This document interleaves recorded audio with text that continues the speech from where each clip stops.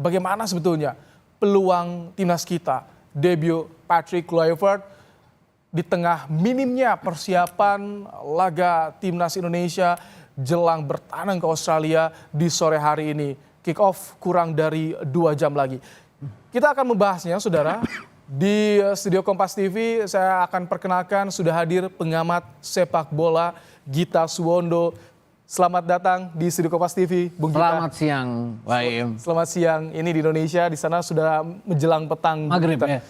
Semangat tadi begitu terasa, sepakat ya Bung Gita. Bagaimana kita merasakan euforia, semangat, gelora yang disuarakan oleh Garuda Fans untuk timnas Indonesia, Bung Gita. Dan kalau kita lihat kan atmosfernya bukan saja di tanah air, tapi bahkan di sana pun walaupun kita hanya mendapatkan 5.000 tiket. Dan itu artinya 35.000 tiket lainnya akan menjadi milik tuan rumah ya. Tapi kalau kita lihat tadi bagaimana euforianya untuk mendukung dan apa yang dikatakan oleh Jay Itzes tadi dalam tayangan bahwa dia tidak merasakan tekanan, dia justru merasakan support yang luar biasa. Bahwa ini kesempatan mereka untuk bisa memberikan yang terbaik. Karena kuncinya memang di pertandingan kali ini ya. Karena apa? Karena jarak poin kita yang berbeda dengan Australia itu. Ini artinya akan tetap Australia yang ada di atas kalau kita hanya bisa menahan imbang mereka. Ini kesempatan bagi kita untuk bisa berbuat sesuatu untuk bisa mencoba mengalahkan mereka di kandang mereka sendiri. Tapi jangan lupakan juga Bung Gita, ini Australia punya misi tersendiri karena dia ada dendam ketika Graham Arnold harus dipecat pasca bulan September pasca lawan Indonesia. Ini akan menarik tentunya. Iya, karena kalau kita bicara, tapi kan kalau kita bicara media Australia sendiri, terlepas Graham Arnold sudah diganti, mereka juga justru tidak terlalu puas dengan apa yang sudah ditampilkan oleh Tony Popovic sejauh ini ya. Memang tidak terkalahkan, 1 kali imbang, 1 kali menang, 3 kali imbang. Menangnya hanya melawan China di kandang sendiri 3-1 setelah ketinggalan terlebih dahulu. Mereka ditahan imbang oleh Arab Saudi, mereka ditahan imbang oleh Bahrain. Tapi mereka satu-satunya keberhasilan mereka yang dianggap berhasil oleh media di sana adalah menahan imbang Jepang. Satu-satunya tim di grup ini yang bisa menahan imbang Jepang sejauh ini. Tapi juga badai cedera yang menimpa mereka, 8 pemain tidak bisa dimainkan. Termasuk ke twin tower mereka di lini belakang ya, Alessandro Sirkati dan juga Haris Sutar. Ini 2 pemain yang sangat merepotkan kita. Bukan saja merepotkan daya serang kita pada saat di GBK, tapi juga bagaimana mereka berdua selalu merepotkan Jay Itzes. Ini untuk pertama kali saya melihat bahwa Jay Itzes setelah dinaturalisasi dia bisa kalah duel di udara dengan 2 pemain ini. Bahkan Sirkati melakukan tendangan 1 yang mengarah tiang. Ini yang harus dicegah dan beruntung kita adalah mereka berdua tidak ada. Tapi ada Goodwin sekarang. Goodwin kan masih ada. Ya. Kemudian betul. Jackson Irvin juga masih ada. Ada satu lagi yang tidak ada di sana, Iran Kunda juga tidak. Ini juga sangat merepotkan kita waktu di GBK. Tapi yang harus diwaspadai adalah justru striker mereka, Kusini Yengi. Itu yang badannya kekar, kemudian dia sudah menciptakan 6 gol sejauh ini di kualifikasi. 2 diantaranya ke gawang Bahrain yang menyelamatkan mereka di November kemarin. Dan kalau melihat keadaannya Yengi ini tidak dibawa ke Jakarta karena pada saat itu dia baru terkena kartu merah pada saat pertandingan pertama melawan Bahrain. Ini yang harus kita waspadai. Oke, ini biasanya line up akan diberikan 1 jam jelang kick off, artinya sekitar 20 menitan lagi, Bung Gita. Nah, kalau misalkan bicara soal line up nih, kita bicara prediksi terlebih dahulu lah, Bung Gita. Bagaimana dengan susunan 29 pemain yang dibawa ke sini oleh Kluivert? Hanya 23 yang akan bisa didaftarkan ya. Betul. Dan yang pasti yang tidak bisa didaftarkan hari ini adalah Ragnar Oratmangun dan juga Justin Hubner. Artinya 2 diaspora kita sudah tidak bisa didaftarkan. Ini artinya tinggal tersisa 17. Saya pikir 17 naturalisasi itu akan masuk ke DSP. Ini artinya akan ada 6 pemain dari Liga 1 kita, termasuk Pratama Arhan, homegrown players kita hanya akan ada 6 yang akan ada di DSP kali ini. Dan kalau melihat prediksinya, saya juga berpikir bahwa salah satu dari Hernando Ari atau Nadeo yang akan tidak masuk ke DSP juga. Kemudian dari sisi penyerangan, kita kan sudah ada Ole, kemudian kalau kita bicara udah ada Ramadan Samananta, saya justru mengkhawatirkan bahwa Hoki Caraka yang juga tidak akan masuk ke dalam. Kalau nama Septian Bagaskara itu nama yang paling banyak diperbincangkan setelah Garuda Calling. Itu Septian walaupun baru, tapi saya pikir ada 2 kali pertandingan Dewa United di mana itu disaksikan oleh Kluivert dan asisten-asistennya. Dia sangat menonjol sekali. Menonjolnya itu adalah datang dari bangku cadangan, dia bikin gol. Sampai 2 kali dia bikin gol pada saat Kluivert dan kawan-kawan ada di lapangan. Jadi artinya pemain ini dianggap oleh mereka punya kemampuan untuk jadi subs. Nah, makanya saya pasti berpikir bahwa dia akan masuk ke dalam DSP, tidak starting line up tapi DSP. Itu menarik ya kalau misalkan sampai Septian akhirnya mungkin diturunkan, entah itu di babak kedua mungkin. Iya. Ini menjadi penantian, wow. Iya. Lihat kontribusinya di Liga 1 7 gol. 7 gol, 1 assist ya. Dan gol-golnya itu gol-gol apa ya, bisa dibilang spektakuler. Artinya tandukan dari luar kotak penalti. Kemudian dia menyerobot bola dari corner, segala macam yang dibutuhkan oleh seorang striker. Tapi ya balik-balik lagi, dia belum pernah teruji pada saat dia sebagai starting line up. Selalu Alex Martin dulu kan kalau di Dewa United, baru kemudian dia. Nah, ini uji cobanya adalah dia tidak mungkin jadi starting line up, tapi pada saat dibutuhkan kalau kita mentok, mudah-mudahan nggak mentok ya, itu dia pasti akan dibutuhkan di masa-masa 70 menit ke atas nanti. Oke, kemarin ketika preskon Kluivert dan juga Izes ini sempat bilang soal bagaimana ini menjadi laga yang tidak susah, tapi kami siap.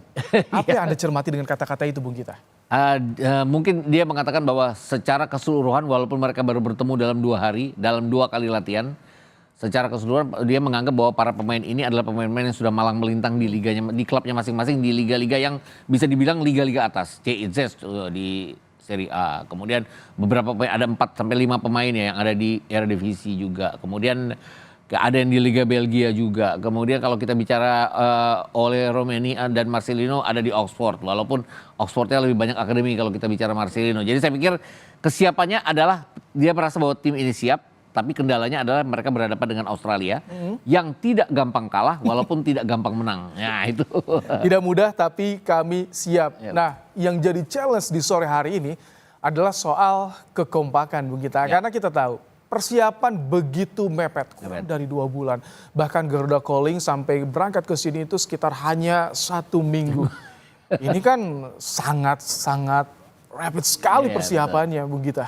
Kalau persiapan rapid sebenarnya Australia juga merasakan hal yang sama ya. Setiap FIFA Messi, hanya mereka di tangan Tony Popovic kan mereka sudah memasuki pertandingan kelima di mana mereka bersama-sama. Ini Patrick Kluivert dan asistennya kan baru pertama kali menangani. Tapi kita bicara pemain-pemain yang sudah malang melintang di klub, FIFA Match Day kan selalu gitu. Dipanggilnya selalu mepet-mepet pertandingan, tapi harus dilakukan. Mungkin kendalanya adalah mereka harus berjalan jauh ya dari Eropa, itu melewati menembus batas waktu, bukan saja ke Indonesia, bukan saja ke Bahrain, bukan saja ke Jazirah Timur Tengah sana, tapi juga bahkan ke Australia yang ada di bawah. Ini saya pikir juga pasti ada istirahat yang harus mereka lakukan untuk bisa mengatasi hal ini. Tapi saya yakin bahwa secara kesiapan mereka siap. Tinggal sekarang bagaimana taktik di lapangan yang bisa mengatasi ini. Ini kita tadi memutar bagaimana klip cuplikan-cuplikan ketika timnas menggelar latihan perdana. Kemudian juga ada latihan official training yang ternyata dilakukan tertutup. Ini begitu dirahasiakan, begitu persiapan matang nampaknya sudah dipersiapkan tim kepelatihan. Bagaimana Anda melihat soal ini? Ya, kalau kita bicara official training itu kan selalu 15 menit awal itu miliknya wartawan. Mereka bisa mengambil gambar untuk kebutuhan berita mereka, apa yang bisa mereka cari. Tapi setelah itu tactical itu yang harus dilakukan. Kalau kita bicara November kemarin di GBK, saya termasuk yang beruntung. Kenapa? Karena saya pada saat itu bertindak sebagai host broadcaster yang menyiarkan. Dan kita lagi set up kamera-kamera kita di ruang control room kita. Jadi pada saat mereka taktikal itu kita bisa melihat. Karena mereka melihat bahwa kalau host broadcaster itu tidak seperti wartawan, tidak akan menyebarkan beritanya kemana-mana. Dan itu jelas sekali bahwa gol keduanya Marcelino itu datang dari latihan yang berkali-kali yang dilakukan oleh pelatih kita yang terdahulu Sintayong. Artinya gol itu di mana Calvin Verdong menyusur sayap kanan kemudian memberikan umpan pada Marcelino itu dilakukan dalam latihan. Jadi saya pikir yang hal-hal ini yang dilakukan dan mereka tidak ingin terpantau oleh media. Ini bayangannya nih Bung Gita, game plan seperti apa nanti yang disiapkan oleh Kluivert, Pastor dan juga Lansat untuk pertandingan sore hari ini. Tapi nanti kita akan bahas usai jeda. Masih bersama kami saudara di Breaking News Kompas TV. Ajak Anda langsung menuju ke sini Allianz Stadium untuk bertemu lagi dengan ini Garuda fans yang saya selalu lihat mengikuti terus perjalanan timnas Indonesia di Bahrain, di Qatar, dan kali ini ada di sini Australia ada Mbak Fitri Karlina. Selamat siang waktu Indonesia Mbak Fitri dengan Ibrahim. Halo, selamat siang Mas. Saya terus terang mengikuti bagaimana perjalanan Anda ketika di Timur Tengah dan kini di sini Australia. Wow. Apa yang beda saat ini di sini, Mbak Fitri? Ya, di sini pasti tantangannya ini sangat-sangat luar biasa ya. karena ini adalah pertandingan yang krusial juga. Tapi semangatnya dulu dong. Kita optimis, kita tapi bisa dapat perebut plus 3 poin. Kita harus menang pokoknya malam hari ini. Biar kita lebih aman juga ke depannya. Dan mudah-mudahan bisa lolos untuk Piala Dunia 2026. Amin. Mbak Fitri, Anda sekarang posisinya di mana? Apakah masih jauh dari stadion? Oh, kita sudah di stadion. Wow, boleh digambarkan bagaimana situasi di stadion di sana? Iya. Wow, keren sekali. Iya. Kok saya lihat ternyata malah Tapi banyak ini pendukung. teman-teman Garuda Australia belum semuanya masuk. Masih ada yang ada berada di luar. Mungkin juga masih bertahan untuk registrasi tiket juga. Kemudian mungkin masih nunggu kawan-kawan yang lain. Tapi tadi udah sempat bersama Garuda Australia ada pembentangan bendera yang panjangnya 100 meter. Spesial untuk dibuatkan support untuk timnas Indonesia. Wow. Mbak Fitri, itu ambience-nya udah bener-bener kayak GBK ya? Karena yang datang di saat ini masih merah ya, bukan kuning. Oh iya dong, banyakan yang merah nih kayaknya nih. Sebelah di sana juga banyakan yang merah tuh udah siap dari tribun yang bawah sampai ke atas. Nanti kita akan penuhin karena di luar tadi udah rame banget. Iya. Oke, Mbak Fitri, chance-nya dong, yel-yelnya agar kita juga yang nonton di Indonesia semangat. Oke, kami datang lagi. Timnas Indonesia sekarang di sini. Merahkan Australia. Oke. Spesial karena kita lagi di sini Australia, jadi harus lebih mengena. Kita ganti gubah sedikit liriknya bersama teman-teman Garuda Australia. Ini di sebelah saya Bung Gita Suwondo juga amazed sekali, kaget melihat bagaimana Garuda fans yang saat ini memenuhi Sydney Alliance Stadium, Mbak Fitri. Oke. Benar. Pokoknya sih kayaknya sebentar lagi kita sudah mulai merapat karena terlihat karena kita tuh sebenarnya posisinya ada di sebelah sana, di pojokan di sana, itu khusus untuk para supporter timnas Indonesia ada di sebelah sana. Namun karena ini masih belum mulai, kami masih bisa jalan-jalan untuk sampai ke center gitu. Oh, itu kalau untuk timnas diberikan tribun khusus atau menyebar, Mbak Fitri? Untuk timnas itu menyebar tribunnya? Teman-teman kita. Oh, udah pada ketemu langsung ya? Banyak nih, ayo sini. Oh, oke. Itu Jadi menyebar? untuk khusus untuk tribun away itu berada di selatan ya.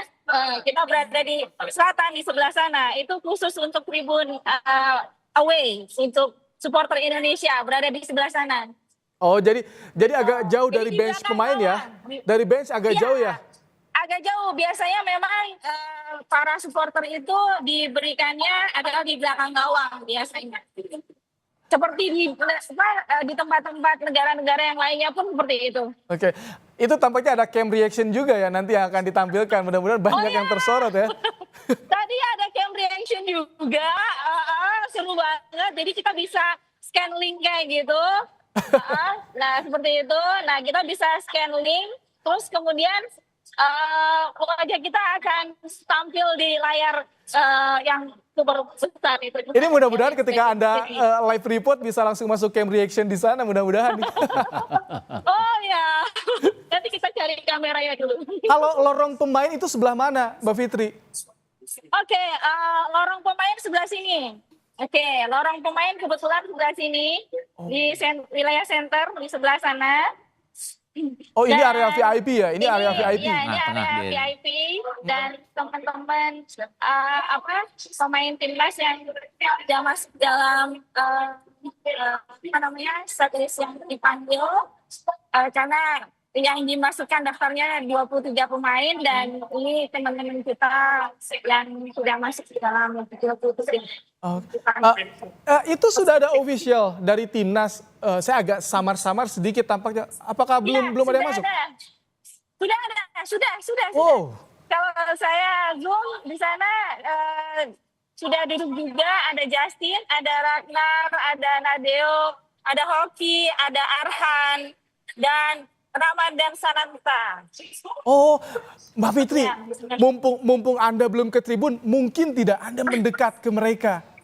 Tidak mungkin karena dijaga ketat oleh Sangat dijaga ketat ya. Apa mereka yang tidak main? security. Berarti mereka yang tidak main ya, mereka yang tidak masuk line up, tidak masuk squad ya. Tidak masuk line up 23. Oke. Oh, Justin, Ragnar, Arhan juga tadi ya, Hoki Caraka juga. Ya, betul. Septian Bagaskara tidak ada di sana. Tidak ada. Tidak ada. Wah, berarti Septian bisa masuk daftar squad mungkin ya. Sepertinya sudah masuk ya, tadi sepertinya sudah buka Instagram, sudah ada setlist yang 23 ya. Gitu. Jadi kayaknya sudah bisa dipastikan sebenarnya. Oke, sudah ini starting line up juga infonya sudah Indonesia di muncul. sini. Ya, ini Dance Indonesia ada di sini dan di sebelah sana Sokros. Atribut apa saja sih yang disiapkan di sana, Mbak Fitri? Tadi kita lihat ada bendera panjang, terus apa lagi sih? Oh ya, kita udah menyiapkan bendera-bendera kecil gitu, terus sama banner-banner yang ukurannya sudah sangat ditentukan oleh otoritas dari sepak bola di Australia. Itu hanya 1 kali 1 meter, jadi itu yang hanya diperbolehkan. Dari Garuda Australia sudah mendaftarkan sekitar 20 item ya, termasuk seperti drum, toa, dan banner-banner yang panjang tidak diperbolehkan gitu. Jadi semuanya ditolak oleh otoritas di sini. Hanya yang dibolehkan itu bendera-bendera banner yang ukuran 1,1 meter, Oke. 1 kali 1 meter, dan juga bendera-bendera kecil Indonesia. Dan kita akan ngechan tanpa toa, jadi suaranya harus dihemat-hemat ya Mas. Tapi saya percaya, kita semua percaya. bekerja. Kalau urusan suara, yel-yel, ini Garuda fans ini pasti juaranya Mbak Fitri. Soalnya aku harus jaga suara dulu, aku harus bekerja abis ini. Mbak Fitri, thank you loh sudah memberikan Oke. semangat yang begitu meriah, bisa memerahkan Sydney Alliance Stadium untuk kita semua. Oke, sama-sama. Oke, Terima nanti kasih kita banyak. jika ada Sampai kesempatan kita akan jumpa. kembali lagi kepada Anda, Mbak Fitri Karlina. Oke, terima kasih. Oke, terima kasih. thank you. Tuh masih banyak teman-teman Indonesia ada di sana tuh, ramai banget. Thank you. Wow, meriah sekali Bung Gita. Itu dia bagaimana kondisi di area di dalam Sydney Football Stadium Alliance. Bagaimana di jam 15 waktu Indonesia Barat, 1 jam sebelum kick off, justru ternyata yang penuh adalah merah pendukung timnas Indonesia. Dan menariknya adalah di stadion ini mereka bisa keliling ya sebelum duduk di tribunnya masing-masing. Tidak gate khusus ternyata ya. Ya, jadi kayak sepertinya nggak ada sekat di bagian belakang itu, nggak ada sekat. Jadi mereka bisa cari makanan dan minuman di sana. Kemudian mereka harus duduk di tempat yang sudah disediakan untuk mereka. Oke, Bu Gita, ini saya sudah dapat bocoran nih. Sudah ada starting line up, di mana di bawah Mister ada Martin Paes, ada juga Kevin Dix, Jaizes, Mace Hilhurst, Calvin Verdong, Tom Haye, Nathan Choaon, Marcelino, Dean James, Strike, dan juga Ole Romani. Ini yang akan jadi starting line up di babak pertama, Bung Gita. Lebih ke 4-3-3 ya jadinya kalau saya lihat ya. Artinya mereka hanya ada Miss Hilgers dan Jay Izzes, 2 center back yang dimainkan. Rizky Ridho tidak dimainkan sama sekali. Kalau kita bicara Justin Hubner kan dia tidak bisa main karena akumulasi kartu. Kemudian bek kanan akan Kevin Dix, Calvin Verdong di sana. Nathan Choaon akan jadi gelandang bertahan. Kemudian ada siapa tadi, Tom Haye. Ada Tom Haye. Dan ada Dean James. Dean James akan main di kiri lebih ya. Oke, ini ada Marcelino juga. Apakah Marcelino akan di depan pasti. akan Marcelino, diberikan Oli, free dan rolls Strike. juga tidak? Iya, 4-3-1-2 ya ini ya. Oke, Kalau saya. menarik sekali. Ini visual terbaru dari WNI kita dari Kevin Matthew yang bagaimana saat ini ia sudah berada di stadion. Hai Kevin, dengan Ibrahim. Halo, Anda sudah di dalam stadion, Kevin? sudah Kevin, ada. gambarkan dong kepada kita, apakah Anda sudah berada di tribun yang tepat untuk para pendukung timnas atau Anda masih berkeliling di sana? Aku sudah di buyout aku sendiri, tapi makin lama dilihat ini kayaknya orang timnas Australia lebih dikit dibanding timnas kita ya. Jadi Oh jadi campuran ya di sana ya? campuran ya. Oke. Tapi kalau kita lihat secara kasat mata nih Kevin, ternyata tampaknya masih banyak pendukung kita saat ini ya. Iya, di sini bentar bisa dilihat di bagian sini ada lebih banyak merah dibanding kuning. Tapi bisa dilihat di sana juga kalau misalnya kelihatan yang kuningnya lebih banyak di bagian depan sana belakang mas. Oke. Kevin gimana itu Anda bareng-bareng dengan siapa saja? Tadi sudah menyiapkan yel ya informasinya Anda. Iya sudah teman-teman. Bisa dikasih bocoran gimana dong semangatnya agar kita dari Bocoran. Indonesia bisa merasakan juga ambience yang ada di sana, Kevin? Kita ya Atau belum kumpul? belum kumpul. Wow, itu Anda Tribun Selatan berarti ya? Ya selatan sekarang. Oke, Kevin diceritakan dong tadi ketika perjalanan menuju ke stadion dan bagaimana Anda melihat di area stadion banyak sekali pendukung timnas yang menantikan pertandingan sore hari ini, Kevin. Oh, tadi pas datang on the way ke stadion, aku serasa di GBK kak. Itu benar-benar penuh sama warna merah kak. Di lobi dan juga di ruang depan juga. Dan di waiting depan taman-tamannya pun merah semua kak. Oke, serasa di GBK merah semua. Kevin itu begitu dekat jarak penonton dengan area lapangan, tidak ada pembatas jogging track di sana, Kevin, stadionnya. Iya, kalau misalnya buat jogging step di sini nggak ada kak. Di sini langsung fieldnya. Begitu megah sekali sini Allianz Stadium ini ya, Kevin. Dengan fasilitasnya yang mumpuni di sana. Iya sangat, juga sangat bagus sih kak. Ini bagus sekali structure-nya. Bagaimana atribut yang disiapkan, kemudian juga peralatan-peralatan tempur, yel-yel di sana, Kevin? Ya lo cerita, aku udah siapin bendera kak. Kalian sudah siap juga. Baik, Kevin siapkan gaya terbaikmu, atribut terbaikmu karena nanti tentu akan di-record juga ada cam reaction ya di sana ya. Ini menarik sekali bagaimana tren broadcasting dari sepak bola Bung Gita di era modern ini tentu untuk menarik penonton, perhatian penonton ya Bung Gita ya. Dan kalau kita lihat ini bukan saja kamera-kamera dari host broadcaster tapi juga dance cam mereka ya. Kamera reaction buat penonton yang selalu menunjukkan euforia penonton di sana. Ini gambar salah seorang WNI yang sudah berada di tribun. Bung Gita, Kevin Matthew begitu dekat. Mas Kevin izin. Begitu dekat bagaimana jarak antara tribun dengan lapangan. Dengan lapangan ini yang tanpa sekat ini ya. Stadion-stadion modern yang sekarang dibangun dimanapun seperti ini ya. Jadi kalau kita duduk di belakang gawang pun kita berasa sangat dekat sekali.